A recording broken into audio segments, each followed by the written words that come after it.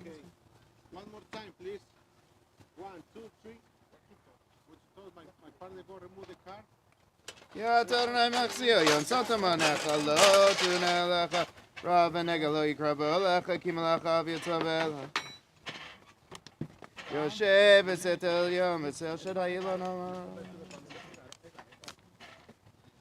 Thank you, gentlemen. You may rejoin your family.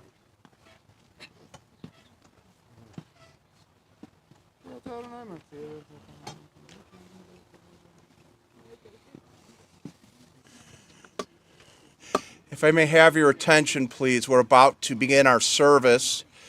I will ask that everyone please take a moment to turn your cell phones to their silent mode before we begin. Conducting our service today is Rabbi Aaron Braun.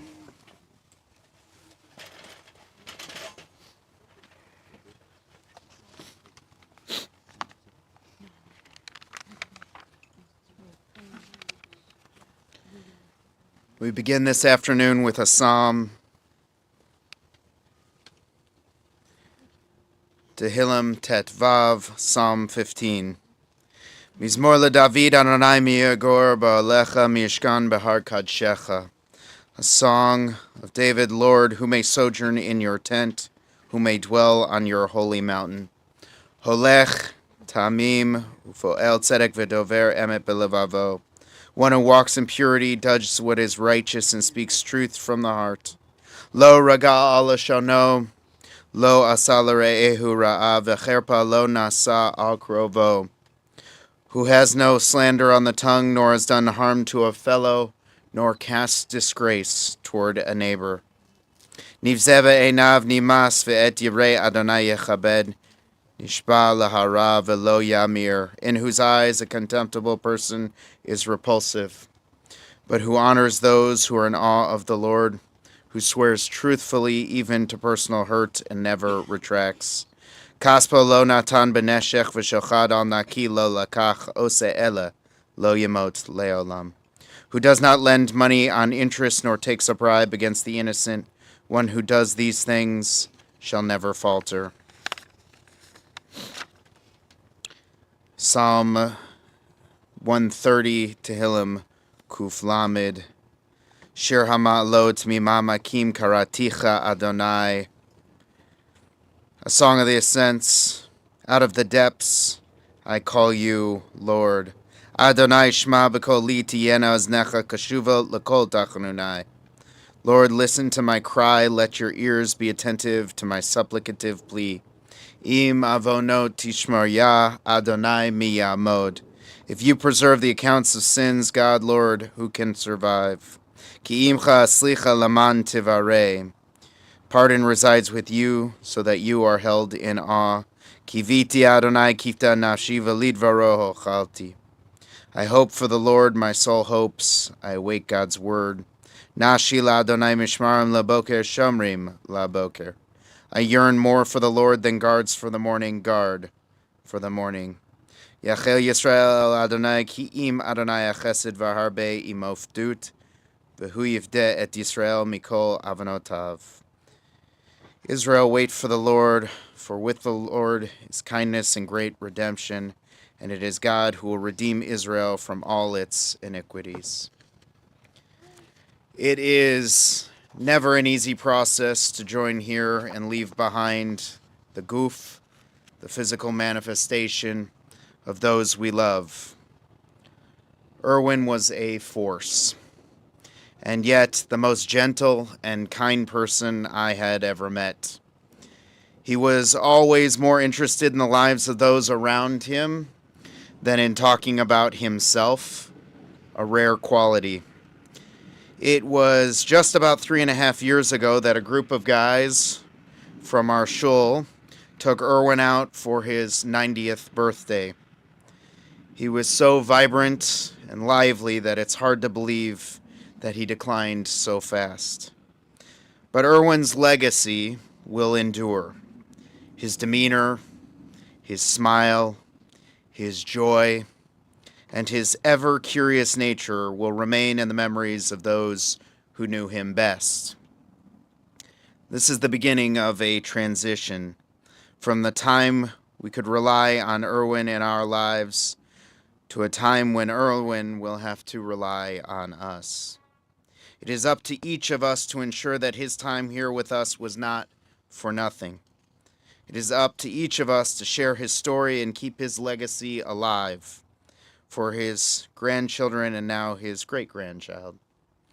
So the essence of who Irwin was remains for us a blessing that will enrich our lives, as his presence often did. Today we begin to tell his story, but in the days, weeks, and months to come, I hope you will each take the time to tell those stories of his life and your time with him. It is in those stories that the memory of Irwin will continue to carry forth with you. Born Irwin William Borchew in Chicago, Illinois on Friday, May 9th, 1930, to Leon and Sarah Borchew. Irwin was, if you didn't know, born a twin with brother Sheldon Howard Borchew. What some here may not have known was that Irwin also had an older sister, Beverly, who was about 2.5 years older. She passed about 30 years ago, and Sheldon sadly passed just in 2016. It was the only time I can recall seeing sadness in Irwin's eyes. The light had dimmed, and his comedy was no longer as funny, nor was his joy as glowing. After all, one of Irwin's favorite bits, at least with the Morning Minion, was to repeatedly remind us that he had a twin. I think it started when he shared it once and it surprised the audience. The second time around, I think he hadn't remembered he had shared it with us already. Then it became a bit. "Oh, did you know I have a twin? Looks just like me." And other witty retorts. "Did you know I have a twin? Yeah, born on the same day and everything." "Did you know I have a twin brother? He's the same age. Can you believe that?" But with the loss of Sheldon, we lost that humor too. But early on in life, all was good. Irwin and Sheldon grew up inseparable and came to refer to each other by nicknames Fa and Da. Shelley was Da for Sheldon, and Irwin was Fa for, well, he'd have a witty joke here, but all I got is he went by Fa. Fa and Da would grow up in Albany Park, the children of a father who was an artist that made a living painting billboards, and a mother who was a homemaker who occasionally worked as well. From there, the boys would attend and graduate from Roosevelt High School in 1948.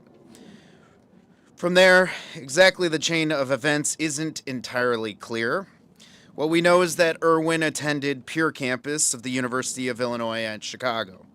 What's worth noting is that Pure Campus was, at that time, reserved primarily for students who were serving in the military or attending on the GI Bill, and that it was only a 2-year non-degree granting institution. The idea was that the students would learn their 2 years and then continue their last 2 years downstate at UIUC to gain their diplomas. Irwin would attend Pure Campus, but I'm not sure if he went downstate to finish his degree or how he came about finishing his degree. He did, however, study psychology, and in September 1953, he enlisted in the military.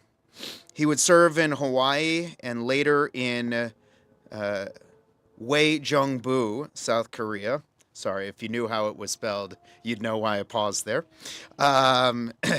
He would serve until August of 1955.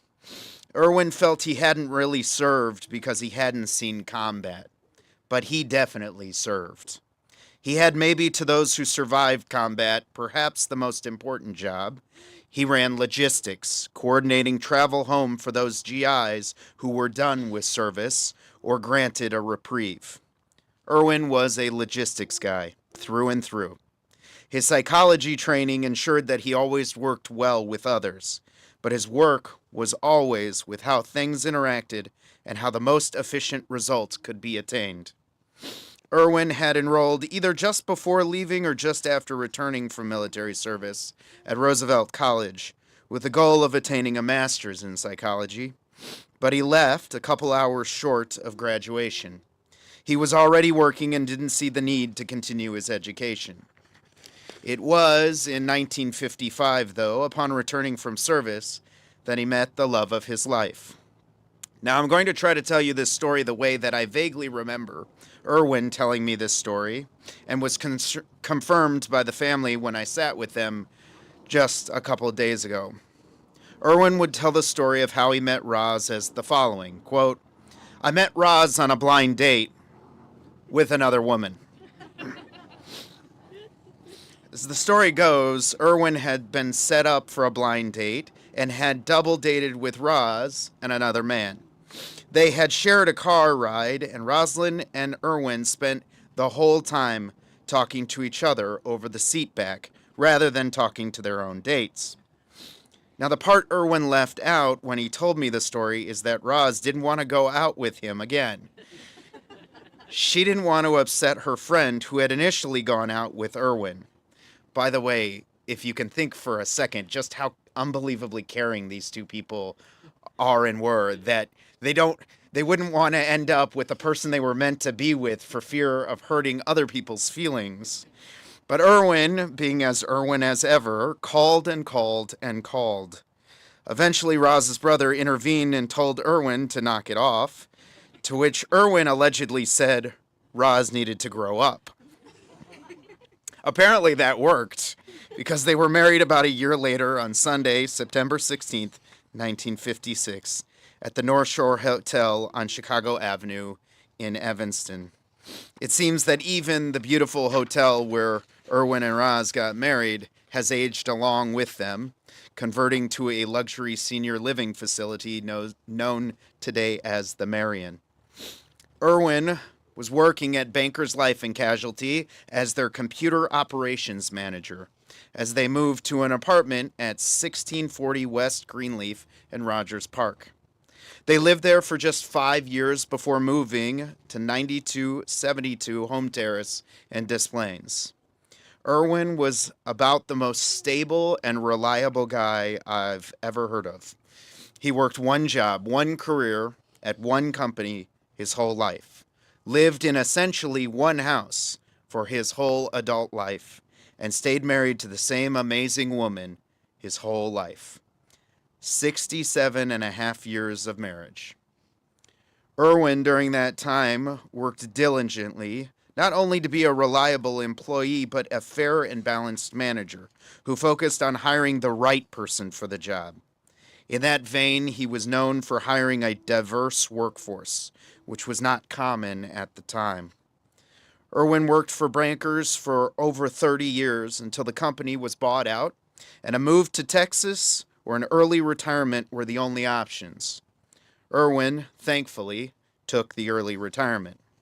He was 59 and still had spilkies, so he went back to work for a very short time at a bank, but they overworked him, and so he left. With the passion to still work, Irwin decided to dedicate his time to volunteering. He volunteered for the Center of Concern in Park Ridge, and in 2014 was named their Military Service Member Volunteer of the Year. He also volunteered for some time at the Maine Township Teen Outreach Program, but left when it was made clear that the children's safety and well-being was not the focus of the program. Irwin looked out for those who couldn't always look out for themselves, so the thought of working with a group who left kids vulnerable was not within his tolerance. Irwin wasn't just a supporter and avid hard worker. He had plenty of other fun hobbies and the like. He loved to sing and hum.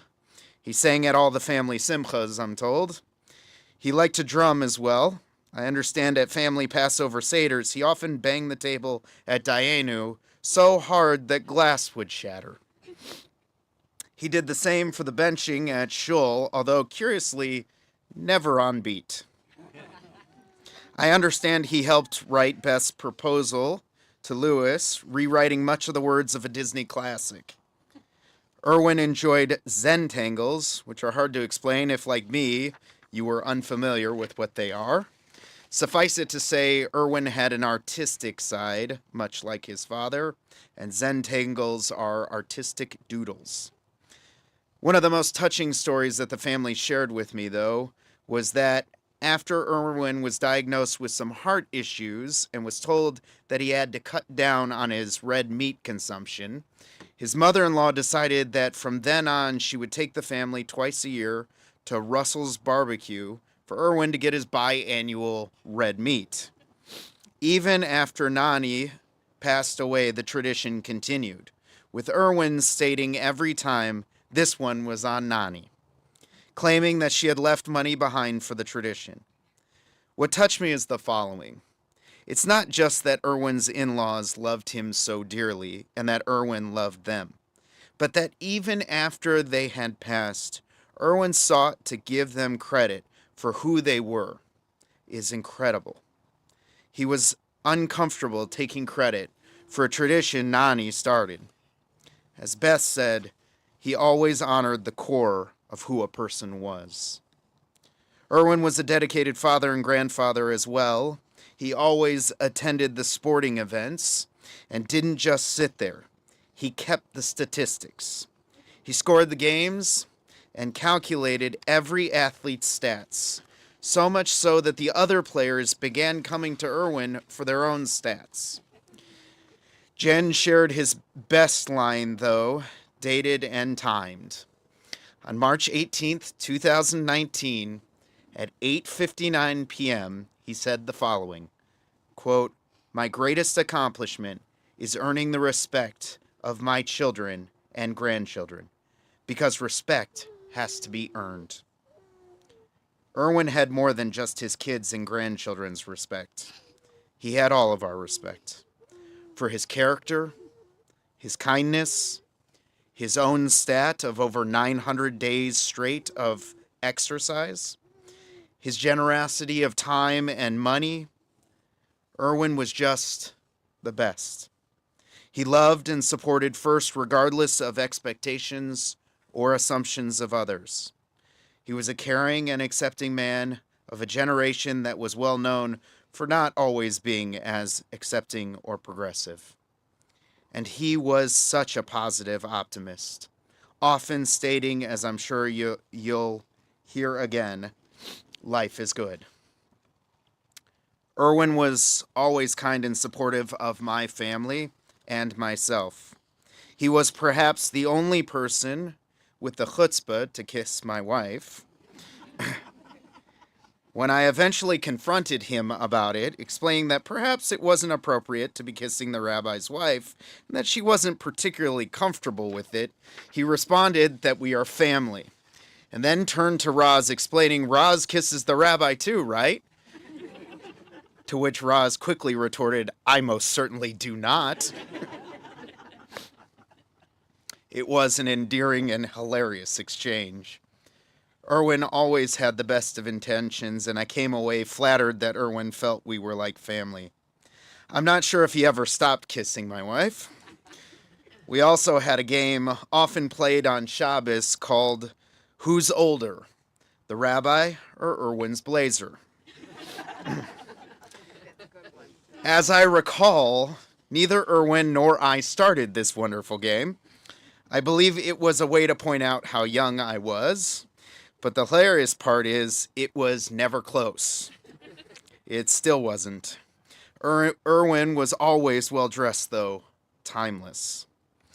Irwin has been missed at Shul really since COVID. But knowing that we'll never see his smile in Shul again is devastating. He was one of the good ones, one of the best. Irwin was like a grandfather to my children, and I, along with many, many others, will miss him every day. This week in shuls around the world, we read from Parshat Tetzaveh. In Tetzaveh, God instructs Moshe in the garments of the Kohanim.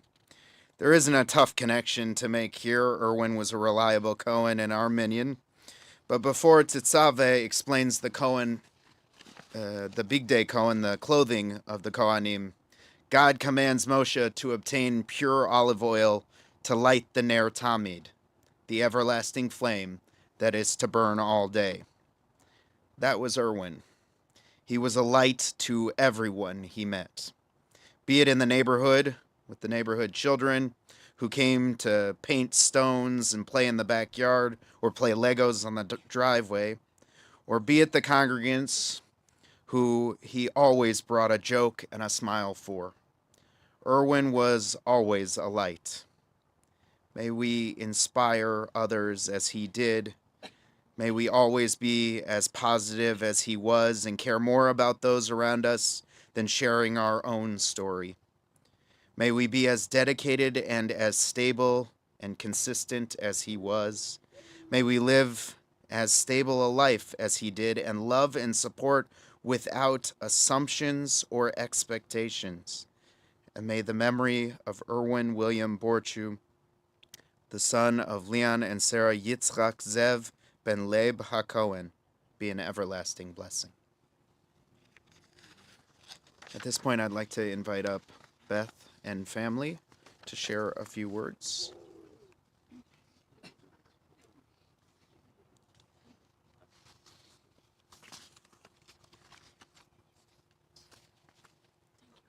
Of course.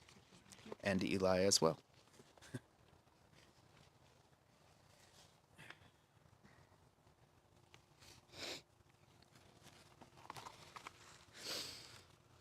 Hi everyone, I'm Beth. This is Eli, Irwin's grandchildren.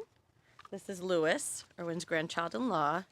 And this is Grayson, Irwin's great-granddaughter. I want to make sure we told everyone how amazing our grandpa was. As you look at me today, you might be wondering why I'm not wearing the traditional all-black attire. I will explain. Though my grandfather wasn't the one who trademarked the saying, he did make up, "Life is good," as you see written on my shirt. My favorite texts to receive were from Grandpa, describing his gratitude of the day, asking about whatever big things we had in our life, and ending the text with "Life is good." Here are some examples. Order a few more egg rolls and pot stickers and crab ragoon. I'm sure they'll be eaten. I have a blank check in my wallet to cover dinner. Life is good. From March of 2020, how are you and Lou doing? Brother is here visiting, and we ate dinner at Portillo's. Life is good. December of 2019. Sweden, here we come. One magnificent vacation coming up for you and Lou to remember. Life is good. In July of 2017, in a group text. Sure does look nice outside. We shall be heading to the mall right after breakfast. Dinner will be veal tonight at Nancy's. Life is good when one can get around and do the things one loves to do. In 2016, in a group text, the family sends wishes for a good day to each other. Proof that life is good.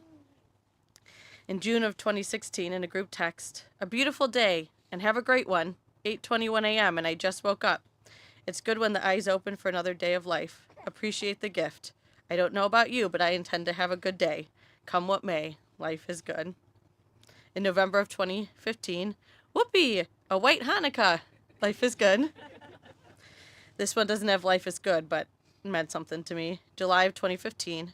Well, granddaughter, your first day of working in your professional career is winding down. A day you will always remember. A historic day in the life of Beth Ellen Chuck. I remember my first day, May 21st, 1956. I hope it was a good day for you and that it will be remembered and the first of many successful days in your chosen field. Love from Grandma and Grandpa on this very exciting day in your life. In 2014, in a group text, life is good when one can laugh. A group text after babysitting Dagan in 2014. It's the morning after our babysitting party and life is good. It's just before 9 a.m. and Mother and I just woke up. What a great life. And in a group text in 2013, when I found out I'd have my own office at my first internship, my little granddaughter will have her own office. Where did the last 21 years go? Time marches on. It's time for me to admit that little Beth Ellen is now all grown up. but I do it reluctantly, only because life is good when one's progeny can fly. These texts always reminded us to slow down and to appreciate the good in life. It was our orienting thought when stressed and will continue to be. Life is good. Grandpa used to tell us a story when we were young children. I brought my toy army men to Grandma and Grandpa's house to play one day, and Grandpa said that when he was a young boy, they didn't have army men, but they were creative. They used pieces of glass they found in the alley to represent the army men and play out that way. Making something from nothing. Life is good.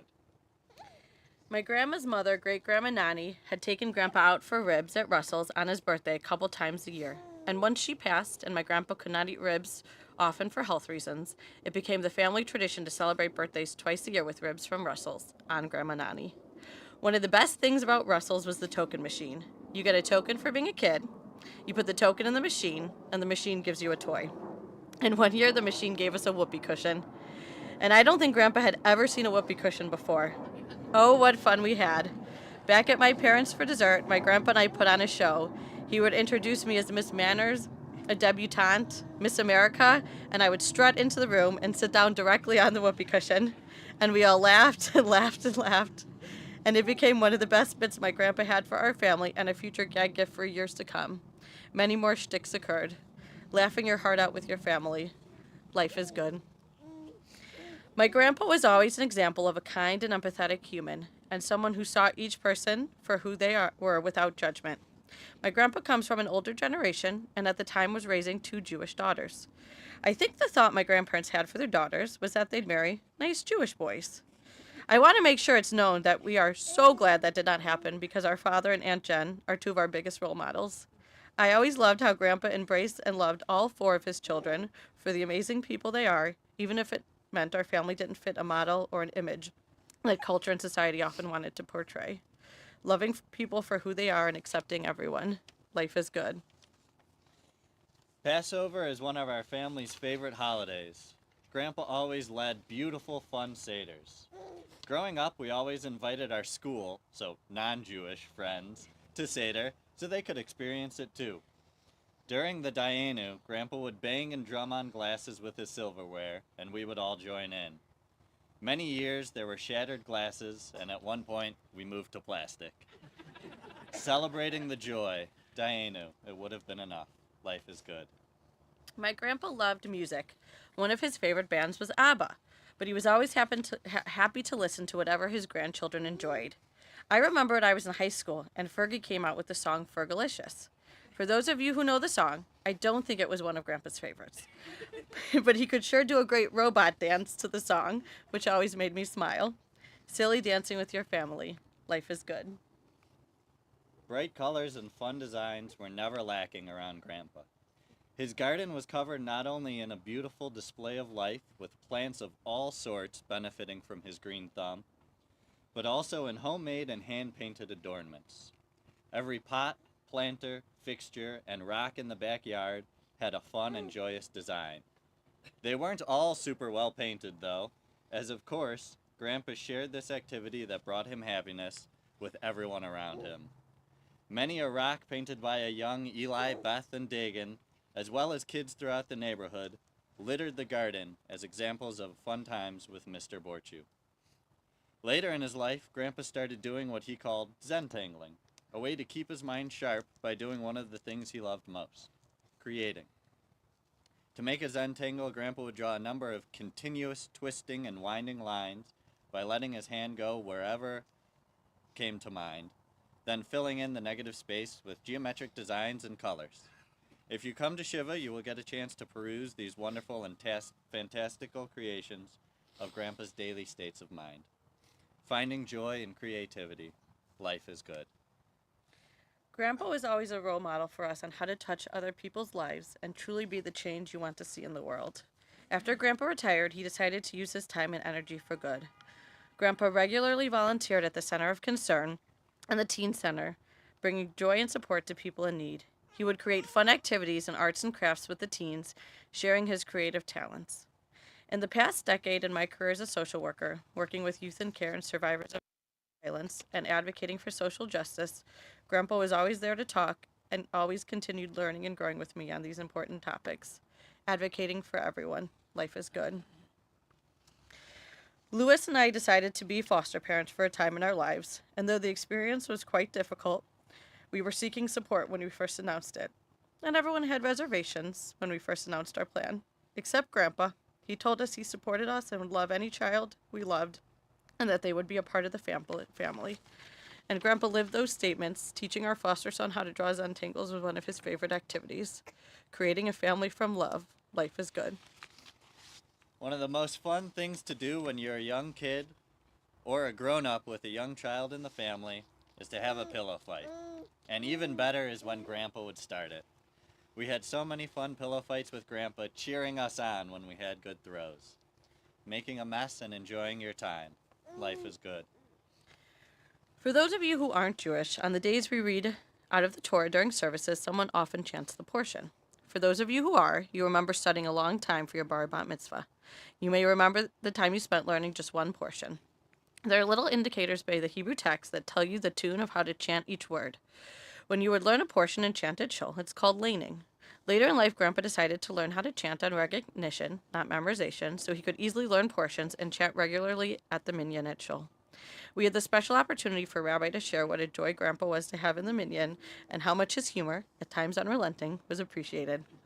Continuing to learn and becoming more involved with your faith, life is good, and in Hebrew, Chaim Tovim. Grandpa took up daily exercise later in life, which kept him spry as a spring chicken for a very long time. Like everything in his life, he was committed and driven. Exercise helped him keep up with his kids and grandkids, and thus he would hardly ever miss even a day. The exact number of Grandpa's longest streak was a topic for debate these past couple days, but to my memory he made it all the way to quadruple digits, which is 3 whole years straight. His ability to stick to his choices, always made with thought and care of both himself and others, was a point of pride and an excellent example of one of the many things I try to emulate from such a great role model. Excellence in enjoying your commitments. Life is good. It's not often that families are blessed with 4 generations, creating memories together on earth. We are so thankful that Grandpa was not only the best grandpa, but also the best great-grandpa. And he took his role very seriously. You can't see it now due to the jacket, but Grayson is wearing her one-of-a-kind Zentangle onesie designed by Grandpa before her birth.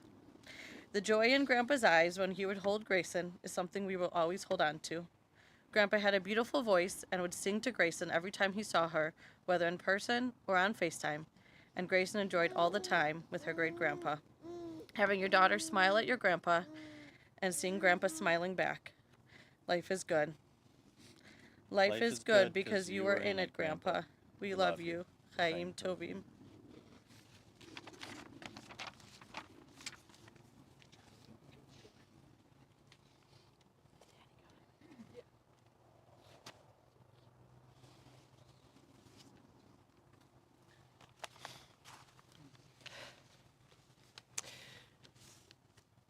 When my sister and I were cleaning out a room for a caretaker to be in, I took some notes, some bills and stuff home, and in it I found a note my dad had written to my mom when I had gone through it at home, and I just read it to her last night and we thought it would be nice for you all to hear. Don't grieve too much because I passed, because I'm still here in many ways. It's that way with life. It doesn't last. We're here for just so many days. My time on earth was spent in joy, especially the many years with you. I was one happy, happy boy, and also know you were happy too. We had so many happy times and shared so many.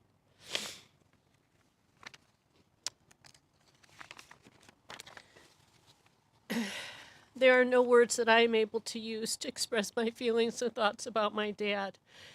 That said, I want to try to say a few words. My dad was a man of great character. He was a patient, kind, accepting person who saw everyone, friends, family, and strangers, as a unique individual, and he honored everyone as their unique selves.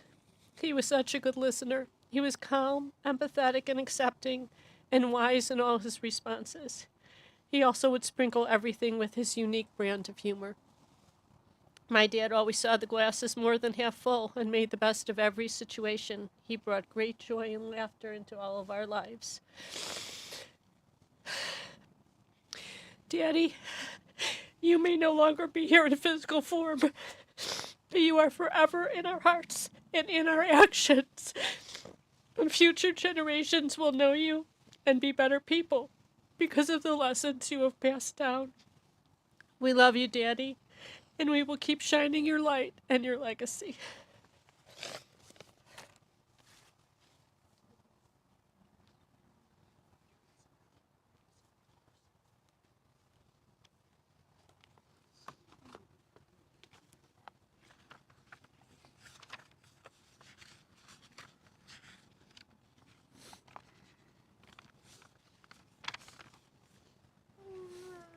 Ask everybody to please rise for a memorial prayer.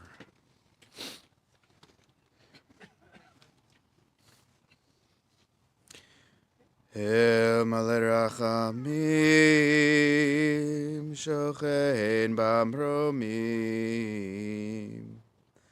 Hametzei Menucha Nechona Al Kanfei Hashchina B'mahalot Kedoshim Uteharim Kezarakia Mashirim Et Nishmat Yitzchak Zehev Ben Leib HaKohen Shalach Le'olamo Ba'avor Shanachnu Mitpalelim Be'ad Haskarat Nishmato Began Eden Tehei Menuchato L'chain Bal Harachamim Yastirehu V'set Knavav L'olamim V'yitzur B'tzor Achayim Et Nishmato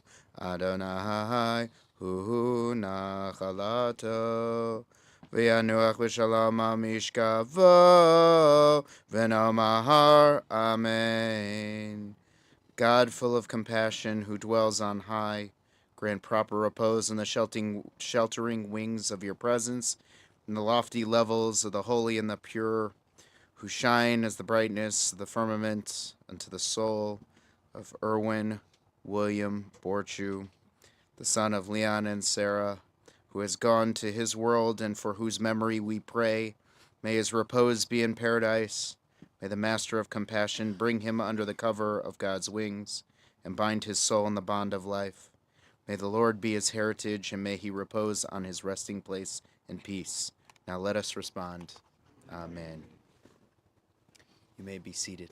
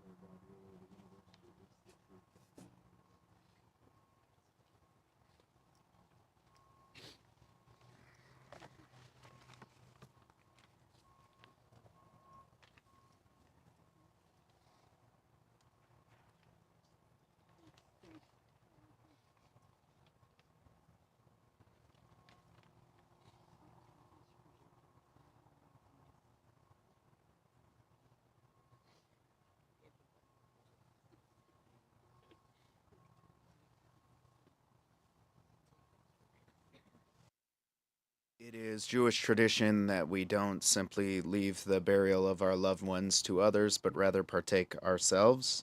It's considered the greatest of mitzvot, the highest of the religious acts that we can commit. It's considered as such because it's the one favor we provide for our loved ones that can never be repaid. A couple of things to keep in mind: as soon as they clear, we'll have family first, followed by extended family and friends. A few traditions. One is that we don't pass the shovel from person to person. Just lay it down. You don't have to stab it into the earth. Just lay it down, and the next person will pick it up. It sort of symbolizes our hesitation to perform this great mitzvah. The second thing is when you first take the shovel to flip it upside down. It's wholly impractical. It'll be very difficult to do it that way. Just one little bit, and then you can flip it and use it normally.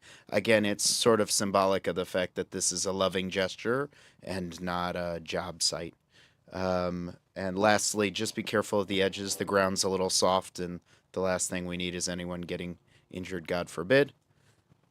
With that, we'll invite the family forward.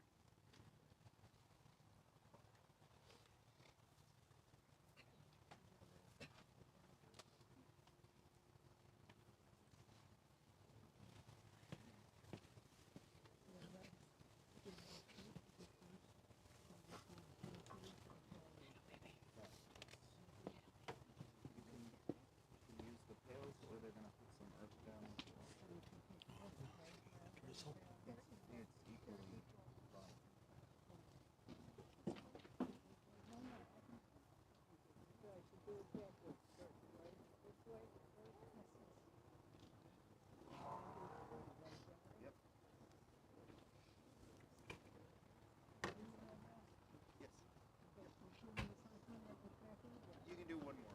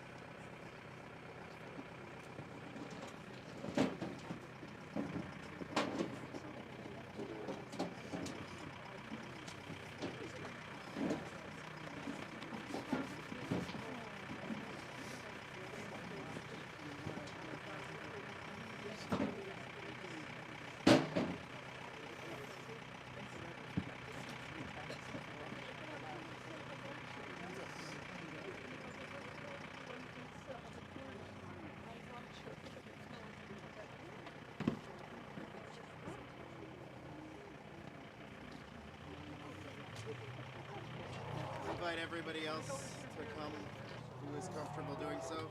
You can make two lines, one on this side, one on the far side.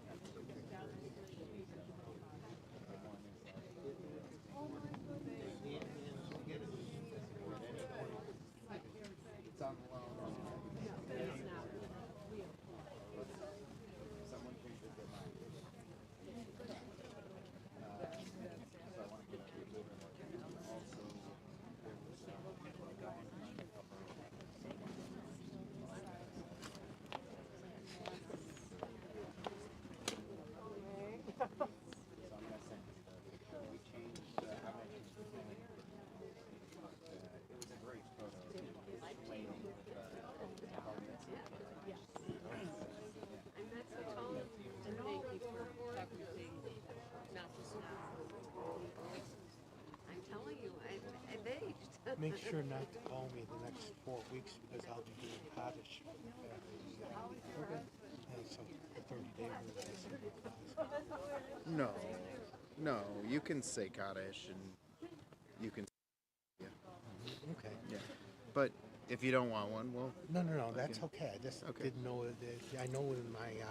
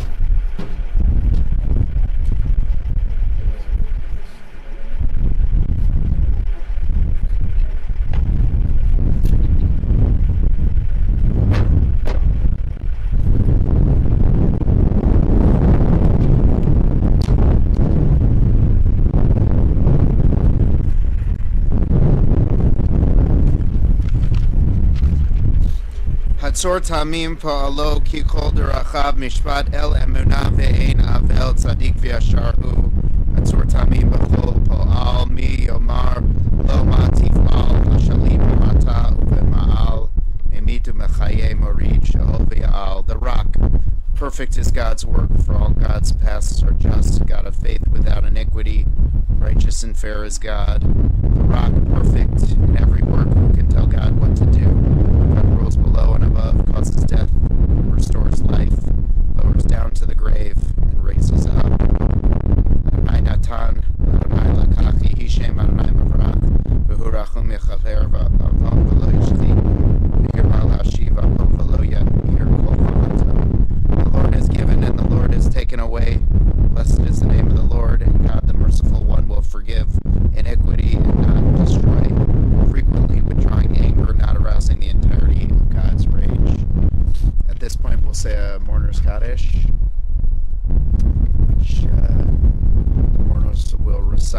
have on the back of the service booklet if you need it.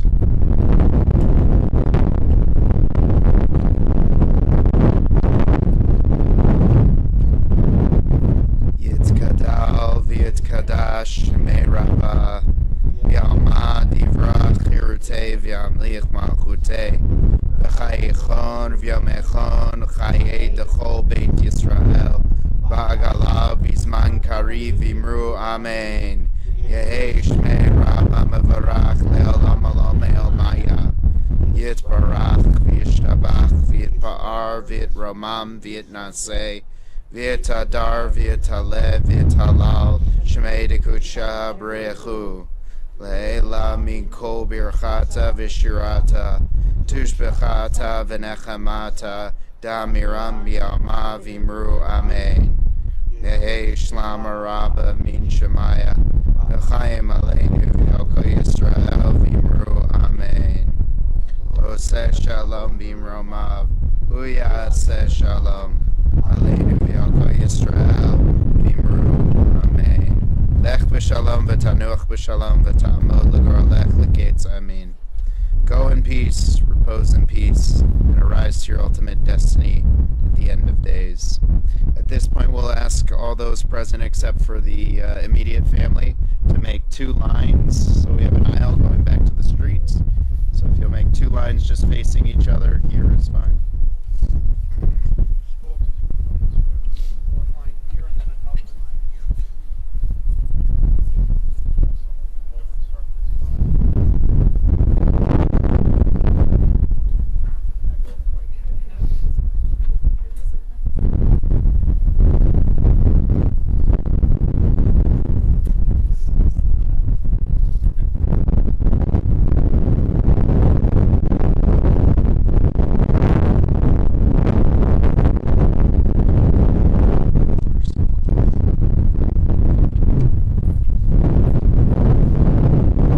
As we invite the family to walk through, we wish them Hamakom Yenachem Etchem B'toch Sha'ar Avei Zion v'Yerushalayim. May the omnipresent console you among the other mourners. Hamakom Yenachem Etchem B'toch Sha'ar Avei Zion v'Yerushalayim.